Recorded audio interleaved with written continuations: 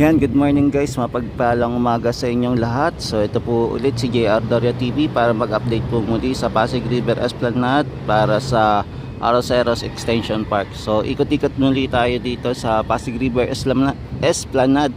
Alamin natin kung ano latest update ngayong araw ng July 31, 2025. So tara guys, simulan na natin yung pag-iikot dito sa Pasig River Esplanade. So tara guys, let's go. Simulan na natin.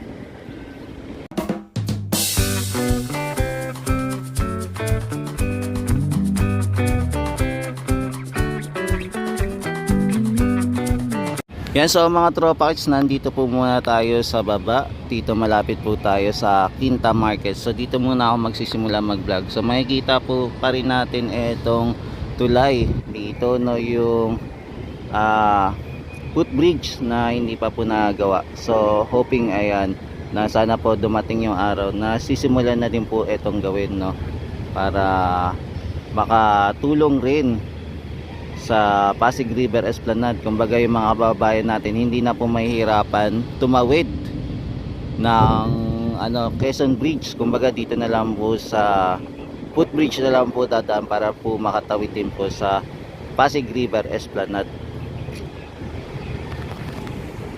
Yan, so tara guys, akyat naman tayo.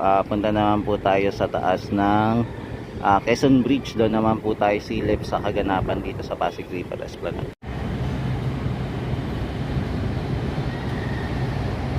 Yan, so makikita natin ito sa ilalim po ng Quezon Bridge. Ito mga pilote na nakabuon na po dito.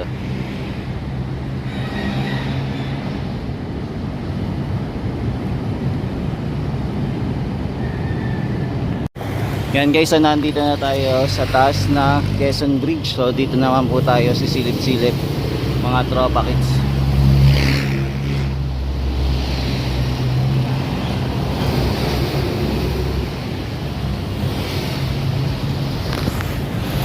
Yan, kung makapansin nyo mga tropa kids, maganda na po yung sikat ng araw po, no? Hindi na po siya maulan. Kaya salamat na lang po at hindi na po din nagtuloy-tuloy yung ating pagulan o pagbagyo po. Yan, thank you at okay na rin. At maganda na po yung panahon, back to normal na naman po ulit. Yan, so ito pa rin po yung paligid ng ating Maynila. Tapos ito na po yung ating Quezon Bridge. Yan, maganda pa rin po yung ating Quezon Bridge. Puro mga bakal po, no? Purong bakal itong ginawa dito sa bridge. Kaya maganda po talaga kung lalo pa po itong mapapaganda.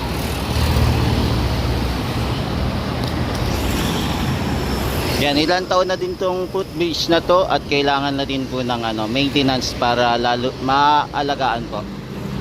Kaya mapapansin po pala natin meron pong nagbabantay dito, no, na barge na andito po malapit po dito sa footbridge po. Tapos mapapansin din po natin meron na din po pala mga steel beam na nakapatong po sa pile cap, kung mapapansin nyo po mga guys. Pero lalapitan natin para lalo pa po natin makita mamaya pagka naandun na po tayo sa may MacArthur Bridge area. Yan, so ito po yung ganap ngayon.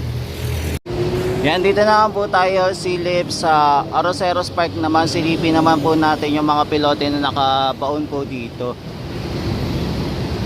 Yan, mapapansin po rin natin meron pa rin po dito ang tugboat, tapos yung barge nandito din po, at saka po yung crane. So dito pa rin po sila nakadaong. Tapos may makikita din po tayong tugboat. Ayan, dalawa at saka isang barge na hinihila po yung barge.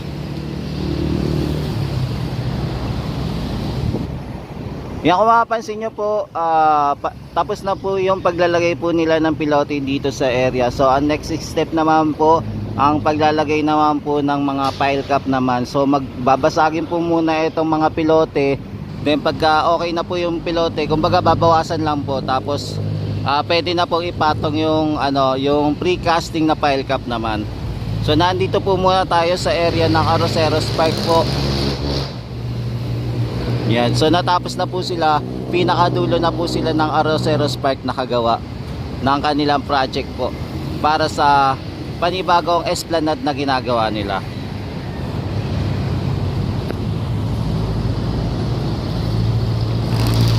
Yan, so nandito pa rin po tayo sa Quezon Bridge. Kung mapapansin nyo po, medyo malinis po ngayon yung Quezon Bridge, no? Pero check natin kung natanggal po nila yung mga dumi dito sa may sa may parang tunnel, mini tunnel dito o bahay o tower na dadaanan natin. So silipin natin kung malinis na nga talaga.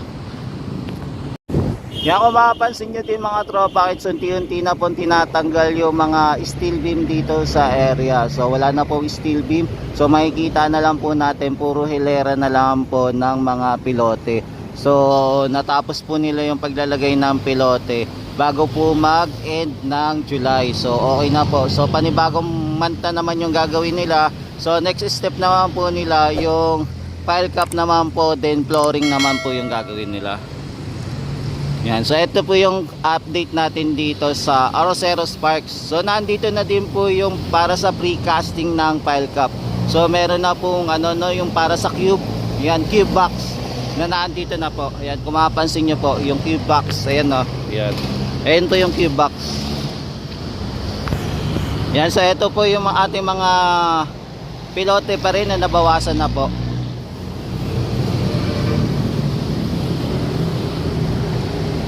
Yan, punta naman po tayo mga tropa sa kabilang area naman. Doon naman po tayo silip. Yan, may mga basura pa rin pala dito sa may tower. Hindi pa rin po pala na linis, no? Sana alagaan din tong Quezon Bridge. Hindi lang sana mapaybayaan, sana malinis din po etong lugar na to. Kasi maganda din po sana to kung maalagaan.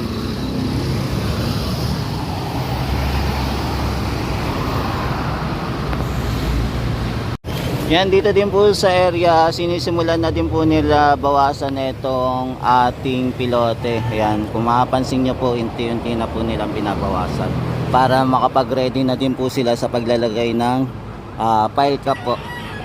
Yan, kung ito po yung mapapansin nyo po, dito po yan malapit po sa Loton Ferry Station po.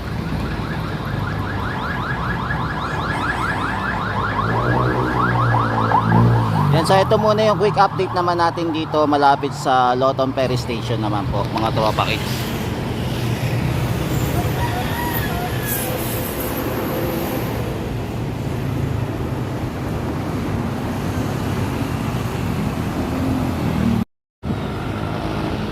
Yan mga guys, dito naman tayo sa MacArthur Bridge naman. So silipin naman natin yung mga ginagawa dito, katulad na lang po yun sa boardwalk at saka po dito sa stockyard. So nandito pa rin po tayo sa ongoing construction po para sa Pasig River Esplanade para po sa Arroceros Park Extension. So ayan, nandito po tayo. So mapapansin nyo po na tuloy-tuloy po yung paggawa dito, no?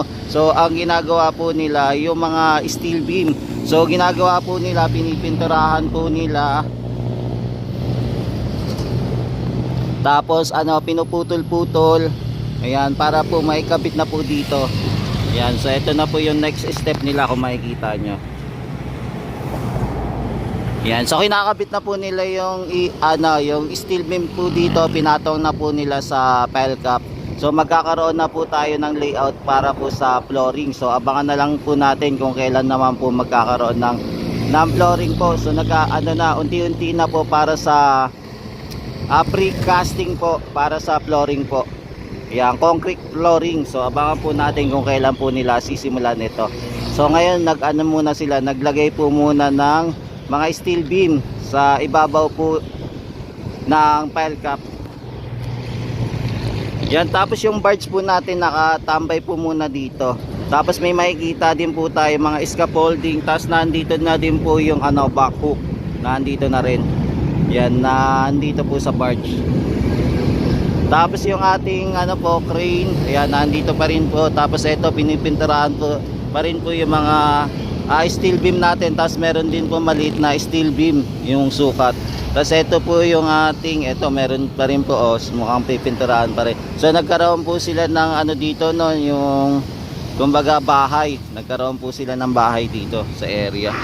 Tapos ito naman po yung ating mga steel beam pa rin po. Ayan o, yung mga steel beam pa rin. Ayan. So nandito po tayo sa stockyard. So lumipat na po yung ating mga trabahador dito. So dito na po sila pumesto kasi tapos na din po. Halos patapos na din po yung sa kabila. So dito naman po yung pinaka nila, tambayan. Kumbaga dito naman po ini-stock yung mga gamit nila, mga kailangan. So ito muna yung quick update natin mga tropa kits dito sa area ng stockyard ng Pasig River Esplanade project.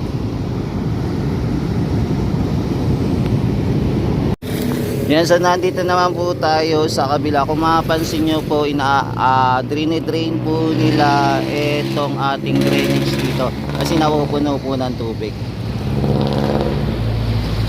So nandito naman po tayo sa kabilang side naman ng Pasig River Esplanade kung saan unang tinapos po itong boardwalk ng ating Pasig River Esplanade malapit po dito sa Manila Central Post Office. Ayan po mga kababayan.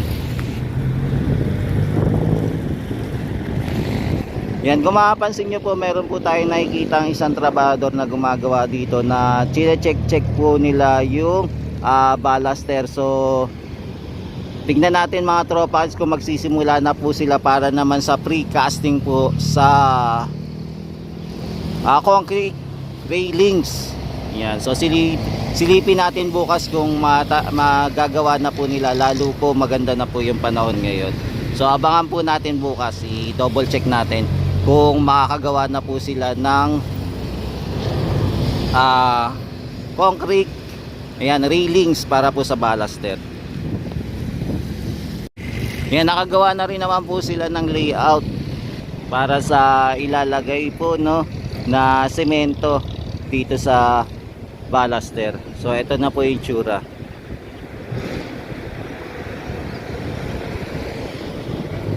Yan, sana yung mga project na to matapos. Ang kailangan na lang po natin yung mga maintenance na lang kung sino po mag-aalaga na itong lugar na to. At sana po meron din po talagang yung magbabantay dito sa area. Yung sugid na magbabantay, hindi lang ito yung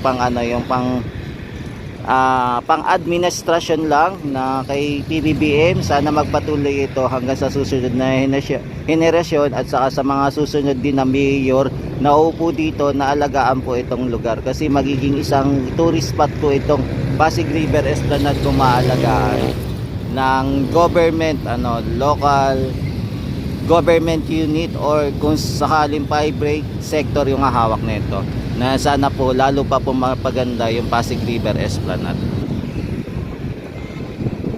Yan, so guys, ito muna yung quick update natin dito sa ongoing construction pa rin ng Pasig River Esplanade. So samahan nyo po ulit si JR Doria ulit para mag-update na naman muli dito sa Pasig River Esplanade bukas po. So balikan na lang po natin to muli bukas.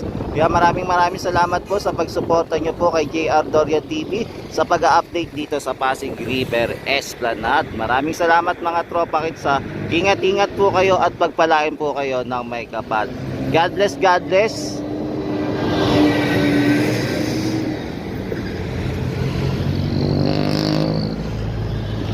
Yan, mahalin po natin ang ating Pilipinas. Yung totoo po, yung totoo magmamahal po tayo. Hindi po yung puro paninira lang ang ginagawa natin para sa sarili nating kapakanan. Ayan. O sa sarili nating layunin dahil gusto nating mas sikat kaysa sa ibang namumuno ng ating Pilipinas. Ayan, thank you po.